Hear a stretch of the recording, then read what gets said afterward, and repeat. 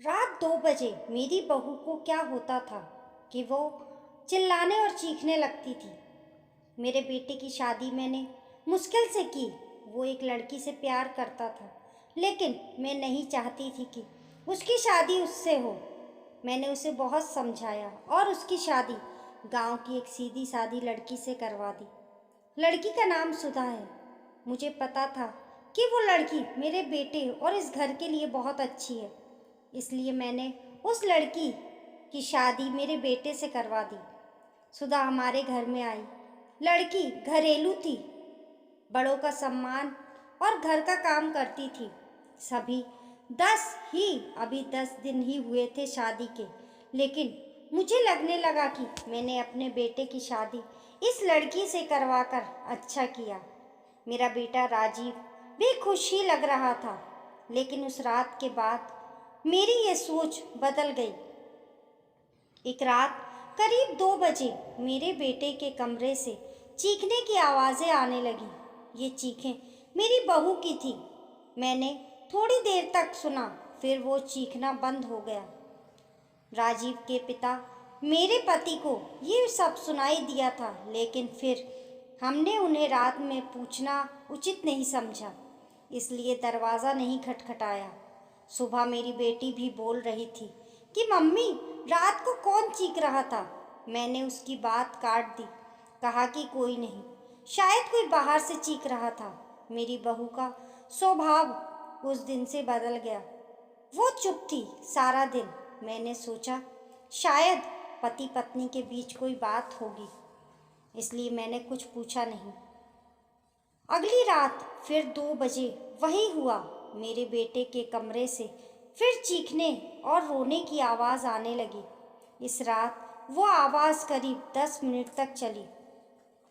मेरी बेटी उठ गई और उसने हमारे कमरे का दरवाज़ा बजाया। मैंने दरवाज़ा खोला, देखा तो वो बहुत डरी हुई थी। बोली, मम्मी ये क्या है? भाभी रोज रात को रोती और चीखती क्यों है? क्या होता है कमरे के अंदर? चलो अभी दरवाज़ा खुलवाते हैं। मैं दरवाजे के पास जाने लगी तो मेरे पति ने मुझे रोक लिया, कहा कि रुको, अभी बात मत करो, कल सुबह होने से बात करते हैं। उस रात को मेरा सोना मुश्किल हो गया था। सुबह मेरी बहू जल्दी उठकर घर के काम में लग गई। मैं सुबह अपने बेटे के कमरे में गई, उससे पूछा, क्या बात है, रात को बहू रोती क्यों है? उसका चेहरा पूरा उतरा हुआ क्यों है? बोला, कुछ नहीं। उसकी बातों से और आंखों से साफ दिखाई दे रहा था कि वो कुछ छिपा रहा है। उन्होंने भी उससे पूछा, लेकिन वो कुछ नहीं बोला कर घर से बाहर चला गया। मैंने मेरी बहू से पूछा, वो कुछ काम कर रही थी। उसको देखकर ही ऐसा लग रहा था कि जैसे रात में ठीक से सोई नहीं है। आंखें साफ बता रही थी। मैंने उससे पूछा, क्या हुआ, तुम रात को रो क्यों रही थी? वो बोली, रो रही थी? कब? नहीं, मैं तो सो रही थी और मुझे तो कोई आवाज़ नहीं आई। आप क्या बात कर रही हैं? उस कमरे में ऐसा क्या हो रहा था? ये बात या तो मेरी बहू जानती थी या बेटा, लेकिन दोनों ही कुछ नहीं बता रहे थे। पर दोनों के चेहरे से साफ पता चल रहा था कि कुछ है जो ये दोनों छिपा रहे हैं, लेकिन क्या? अब जब भी रात आती मुझे नींद ही नहीं आती, क्योंकि आधी रात को फिर वही होता। बहू जोर से चीखती और रोती। मेरे मन में कई सवाल थे, क्या होता है उस कमरे में? फिर एक रात करीब 2 बजे मेरे घर में वो हुआ जो मैंने सोचा भी नहीं था। मेरी बहू रात को कमरे से बाहर आ गई। उसने उसके कपड़े कहीं भी जा रहे थे, उसे कुछ होश ही नहीं था। बाल खुले थे और वो घर के चौक में आकर बैठ गई। जोर से चीखने और रोने लगी। हम सभी घर वाले बाहर आ गए। मेरा बेटा भी कमरे से डरा हुआ बाहर आया।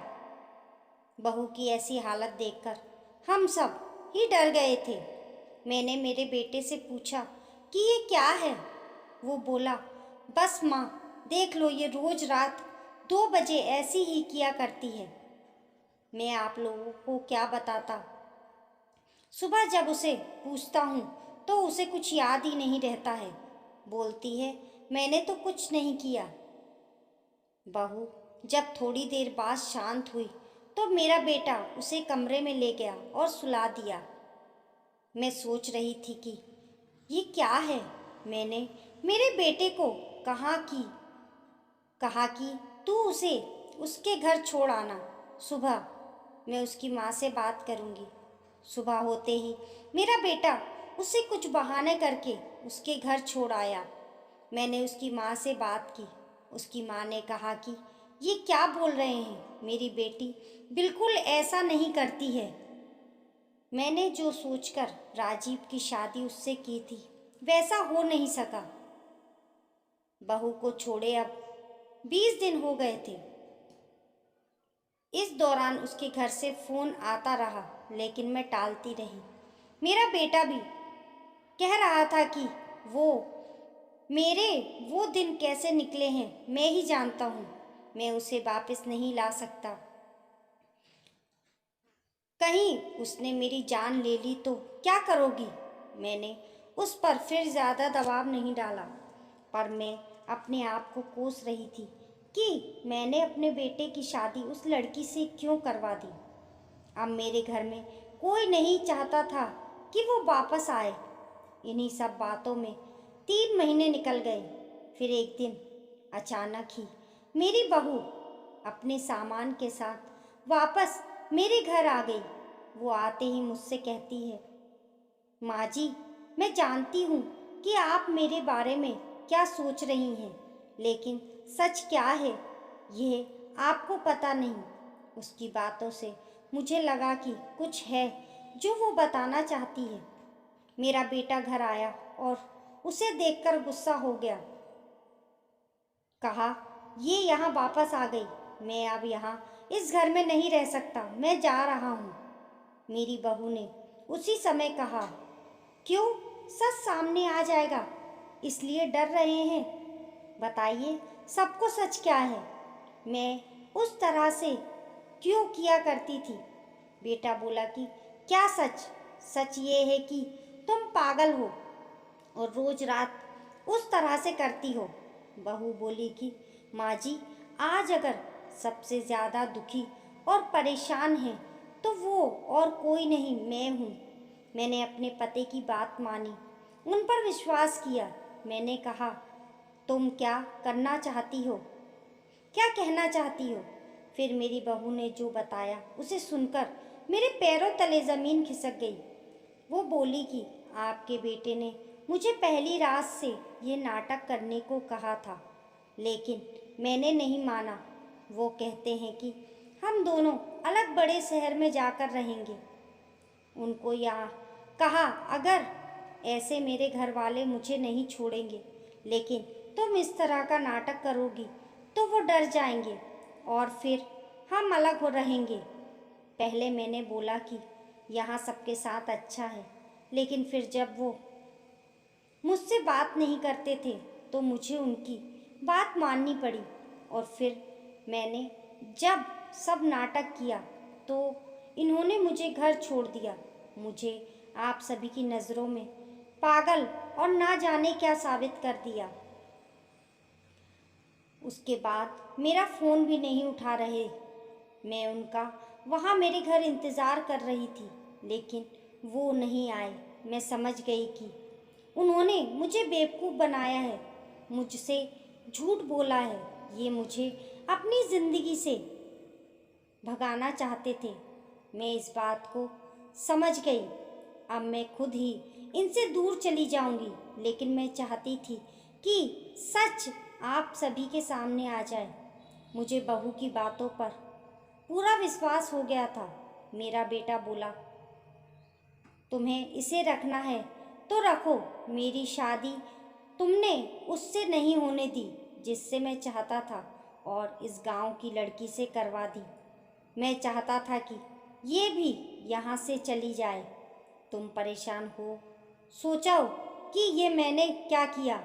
अब भी मैं इसे अपनी पत्नी नहीं मानता। मैंने मेरे बेटे को कहा कि बेटा, तुझे इस घर में रहना है या नहीं, इसका फैसला तू कर ले। मेरी बहू इस घर में ही रहेगी और जो इसे इसका हक और इज्जत नहीं देगा वो इस घर में नहीं रह सकता। तू इस तरह की साजिश कर सकता है, वो भी सिर्फ अपनी माँ से बदला लेने के लिए। एक भोली लड़की को कुछ भी करने को कह सकता है, पर बेटा जरा तू सोच, तूने इसे जो करने को कहा इसने किया। अपने बारे में और किसी के बारे में कुछ नहीं सोचा, सिर्फ तेरा सोचा। सोच, ऐसी पत्नी कहाँ मिलेगी। तू बहुत बड़ा अभागा है जो इस लड़की को छोड़ेगा। मैं बहुत खुश थी, मैंने अपने बेटे के लिए हीरा चुना था, लेकिन शायद मेरा बेटा ही उसके लायक नहीं था। मैंने मेरी बहू को प्यार से गले लगाया। मेरा बेटा भी कहीं नहीं गया। थोड़े समय तक ज़रूर नाराज़ रहा, लेकिन मुझे पता था उस लड़की से कोई प्यार किए बिना कैसे रह सकता था। आखिर धीरे धीरे सब ठीक होने लगा। दोस्तों, कहानी पसंद आने पर लाइक करें और शेयर करें। हमारे YouTube परिवार का हिस्सा बनने के लिए चैनल को सब्सक्राइब करें। कमेंट बॉक्स में बताना ना भूलें आपको कहानी कैसी लगी। मिलते हैं फिर एक नई कहानी के साथ।